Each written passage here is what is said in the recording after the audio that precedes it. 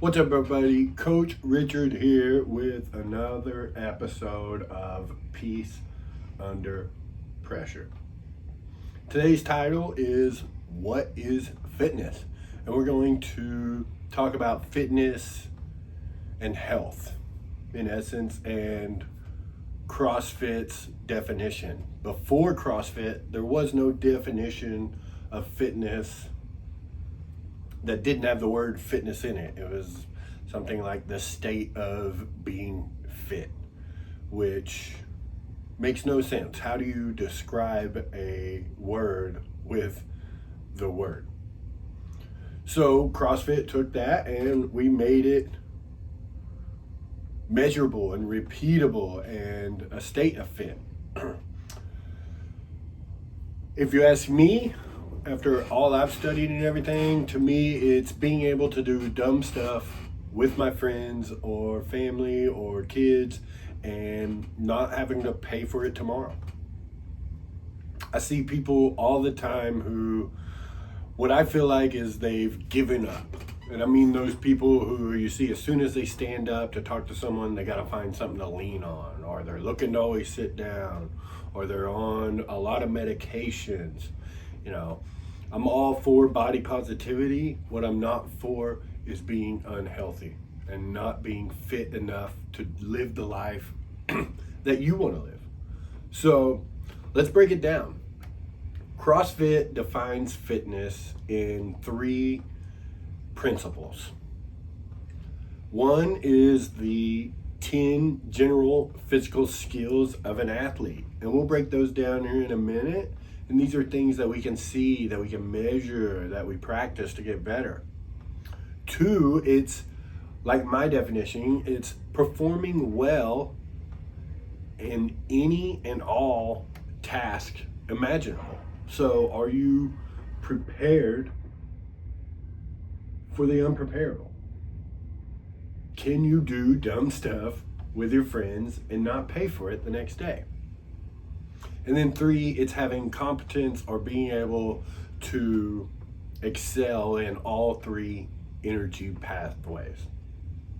And we're going to break those down too, but let's go back and let's talk about the 10 general physical skills of an athlete. And these aren't skills, but the guy who broke these down a long time ago called them that, so we just kind of stick with it. But these are attributes is what I think of. And those are things like cardiorespiratory endurance, stamina, strength, flexibility. These four we can measure. We can see if we cut open a muscle, we can see that if it's stronger, it's usually bigger. We can measure how far you can run. We can measure how quick you recover. We can measure your range of motion in movements. Next, we have power and speed. And then the last four are coordination, agility, balance, and accuracy. And these last four are things that we practice and get better at. They're more up here. We can't really see them, but we know we're getting better. And then the two in the middle, the power and speed, those are kind of in the middle of those two things. We can see it, but we can also get better. Like in a clean and jerk, we're going to develop power, but we also need the skill to be able to do that. So those last four are motor control things like accuracy. You know, can you throw a ball accurately? Can you catch the snatch? If you've ever done heavy snatches, you know that it takes accuracy. Balance, can you stay upright when doing tasks? You know, balance in a handstand, stuff like that. So these 10 general physical skills, if you just develop all of these, life is going to get easier because now you can run, you can jump, you can balance, you can play. You can do things before that were a bit more challenging without these skills. So these are the first step to defining fitness, but it has to go further than just these skills.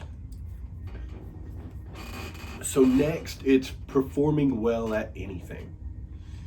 CrossFit isn't a gym. It isn't the games, it's not a health club, it's not a spa. What CrossFit is a methodology. It is a way of working out. And what CrossFit specializes at, after you've done it for a while, you know this, is finding holes in your fitness. So say a bodybuilder can squat 500 pounds and then he gets on the stepper and he does his cardio after he works out his strength. Well, if he comes to CrossFit, we can take that weight down to 135, have him do those, send him off on a run, he squats, he does cardio, and then tell him come back and squat, and he's going to struggle a lot more than a CrossFitter would, because now we found a hole in his training. So that is the number 2, performing well at anything. And it goes back to my simple definition is the ability to do dumb stuff. Because dumb stuff is what makes life fun. Can you play with the kids all day and still be able to move tomorrow? Can you go skiing with friends? Can you play beach volleyball? Can you just go on a hike? Can you go shopping all day with the kids before school? Like, life is unpreparable. So CrossFit does the best to prepare us for that unpreparable. So we got 2 ways down, and then the third way, this is where the science comes in, and this is your energy pathways. Once we have the skills and all that, now we need to work these in different ways. We have the glycolytic.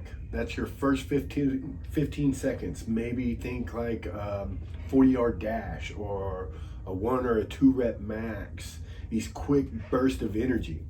And what we're doing here is we're just using a quick little, all the oxygen that's stored in the muscles, and we're using it all in a really fast pace. So 1 to 15 seconds, we're using that oxidative. And we need to train this, things like heavy days, finding 1 rep max, clean and jerk, stuff like that. The next pathway is the oxidative.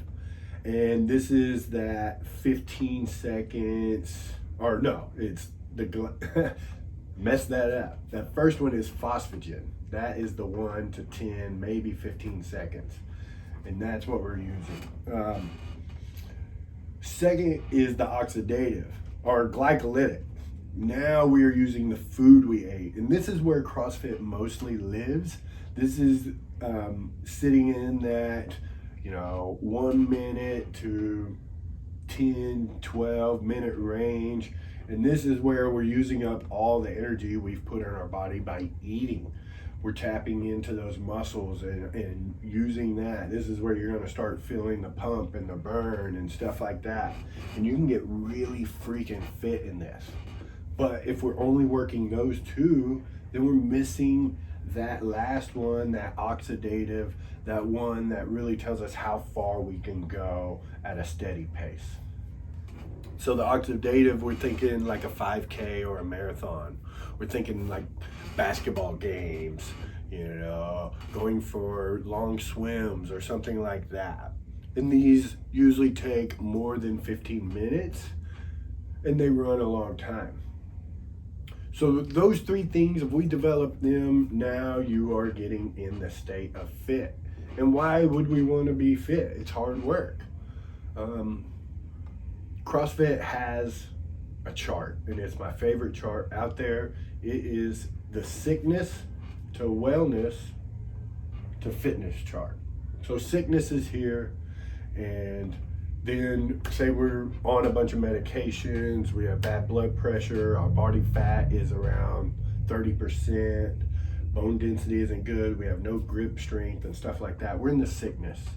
And we start working out and we do CrossFit, and we're gonna get to the wellness pretty quick. You're gonna get off the diabetic medicine, the insulin and stuff like that, and your numbers are gonna start looking better. From there, when we keep pushing and now we can get that intensity up, we've learned the form, now we can get over into this fitness side. And the cool thing about being in this fitness side with these great numbers is you've created a buffer in between your fitness and your sickness, because you're not just going to go, just like you went sickness to wellness to fitness, you're going to have to go from fitness to sickness, or to wellness to sickness. So you have that buffer period, and that's a beautiful thing to have, you know, and really is a measure of things, you know.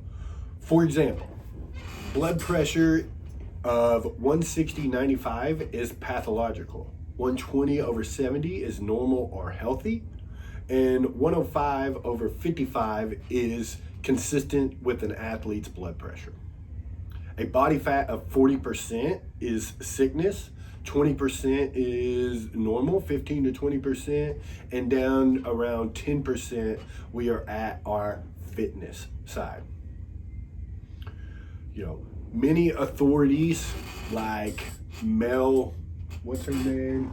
SIF, the NSCA, they make a clear distinction between health and fitness. Frequently, they cite studies that suggest that the fit may not be healthy protected. A close look at supporting evidence inevitably reveals the study group is endurance athletes, and we suspect endurance athletes on a dangerous fad diet, you know, and they're pushing that extreme.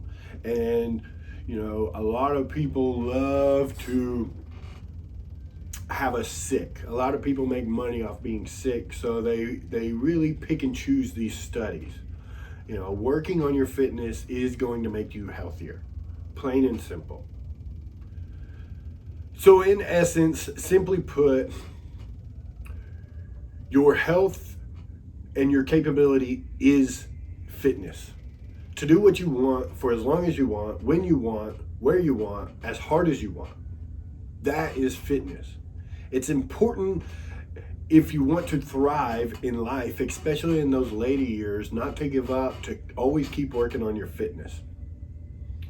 You know, a lot of people feel selfish when they take this time, but I always preach that being the best version of you, the healthiest version, the version that's setting the examples for your kids, for your husband, for your whole family, for your friends, isn't selfish, but it's a responsibility.